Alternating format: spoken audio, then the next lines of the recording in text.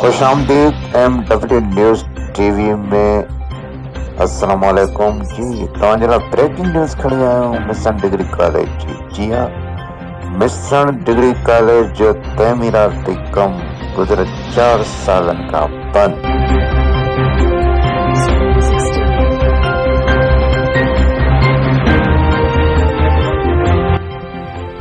2010 में अगूणे तलीम जो सूबाई वजीर पीर मज़हरुल हक मिसावादी फौजी डॉक्टर मोहम्मद हुसैन लगारी जे इसरार ते डिग्री कॉलेज मिशन जी मंजूरी ॾिनी ऐं तमीराती कम जो पुण इफ्तिताह कयो।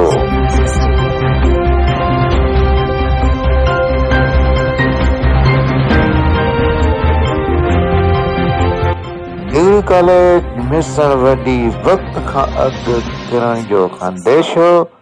डिग्री कॉलेज मिशन वॾी के शहर जो गटर जो पाणी घेरे में आणे छॾियो। गटर जो पाणी दीवारनि खे खाइण लॻो। कॉलेज तमीर थियण खां अॻु किरी पवंदो।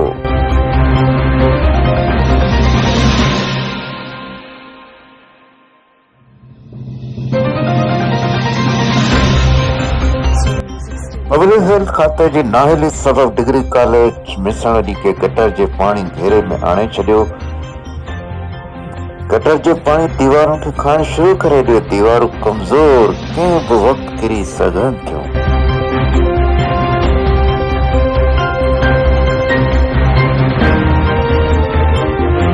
मिशन वॾी तालीम दोस्त माण्हुनि जो मुतालबो आहे त डिग्री कॉलेज मिशन वॾी जी इमारत जो कमु मुकमल करे तदर्सी अमल शुरू करायो वञे जीअं हितां जे माण्हुनि में बेचैनी ख़तमु कई वञे। रिपोर्ट मोहम्मद कासिम मल्ला, मिशन वॾी। ईंदड़ ब्रेकिंग न्यूज़ जे लाइ